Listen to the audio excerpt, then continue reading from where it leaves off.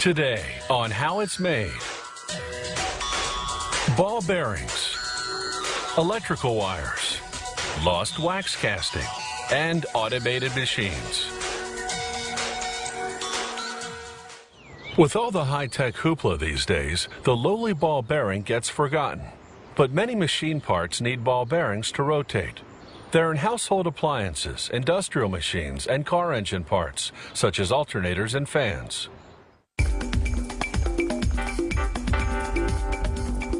This is what's called a deep groove radial ball bearing. It has steel balls that move inside tracks called raceways. The raceways are carved into a set of heavy-duty steel rings.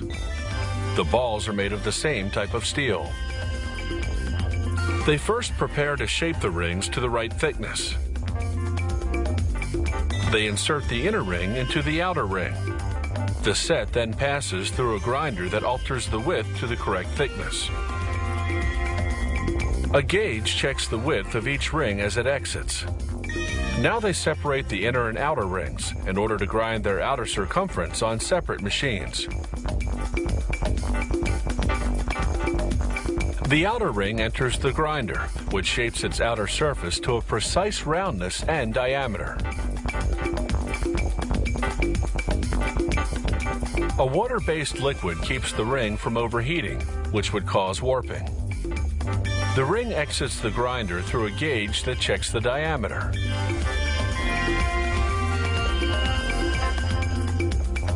Next, the outer ring's raceway goes for grinding. Abrasive stone wheels with an oil coolant shape the surface to precisely the correct roundness and size.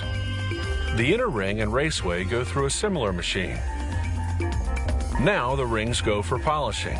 An abrasive stone lubricated with oil polishes the steel surface until you can see a reflection. Here's the before and after. Next stop, washing. They coat the rings with thick oil and a fine stone grit. They clean the raceways with kerosene. Elsewhere in the plant, they classify the steel balls according to size. These balls started out as steel wire. A machine cut them into pieces and a die punched them into rough balls. Those rough balls go into a grinder, which removes the bumps. Then other machines round them out and give them a mirror finish. This entire process takes a few days. The balls go through a furnace to harden. Then they get a bath in cleaning solvent. After several quality checks, the finished balls go into hoppers. The hoppers load onto the automatic assembly machine.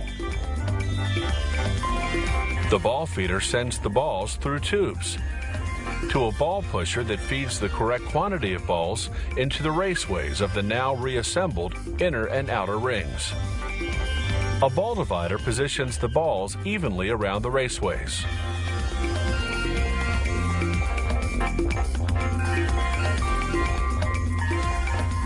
Next comes the ball cage, a metal cage that retains the balls in position around the raceways.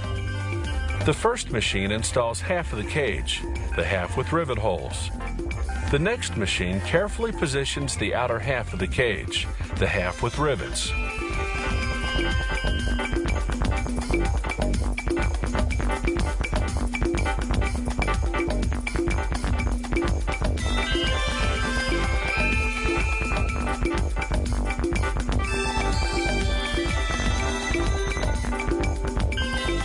The machine test spins the bearing, then rivets the two halves of the ball cage together.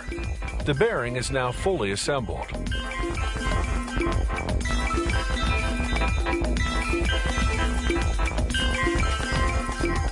Now it goes into a solvent bath, then to a series of automated quality control tests. This noise vibration tester makes sure the ball bearing operates quietly. Some types of bearings are lubricated with grease. A machine squirts grease evenly into the bearing's raceways, then inserts a rubber seal to contain the grease. A final quality control test. An automated scale tosses out any bum bearings that aren't the required weight. The good ones move on to the laser, which marks them with information such as the part number and the trademark.